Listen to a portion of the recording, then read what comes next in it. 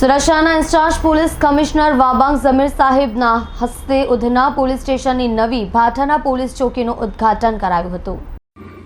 સુરત શહેરમાં આર્થિક રીતે નોકરી મેળવવા અન્ય રાજ્યોમાંથી આવતા લોકો રહે છે અને ઉધના વિસ્તાર ઔદ્યોગિક નગર તરીકે ઓળખાય છે। અહીં લૂંટ, ચોરી, મારામારી, છેડતી, ઘરફોડ ચોરી સહિતના ગુનાઓમાં વધારો થઈ રહ્યો છે। આવા ગુનાઓને અટકાવવા પોલીસ કટિબદ્ધ છે, જેથી સુરત પોલીસ દ્વારા નવા પોલીસ સ્ટેશન અને નવી પોલીસ ચોકીનું અપગ્રેડ થઈ રહ્યું છે।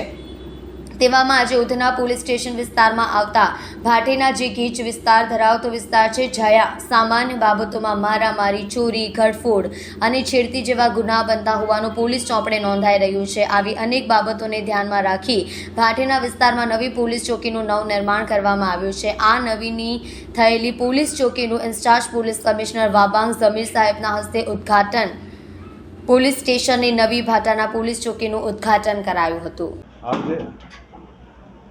जी सर बताइए नई चौकी का उद्घाटन। આજે માર્ચ 14, 2024 માં આ વિસ્તારના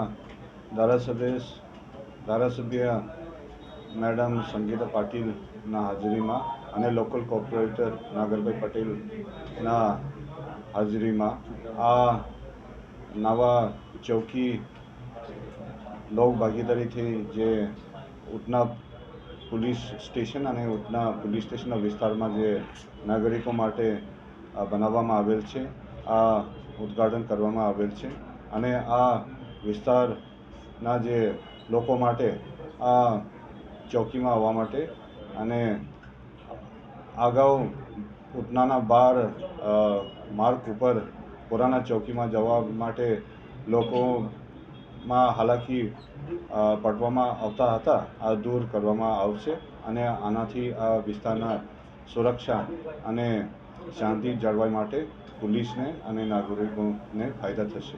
જય હિન્દ, જય ભારત। Okay sir.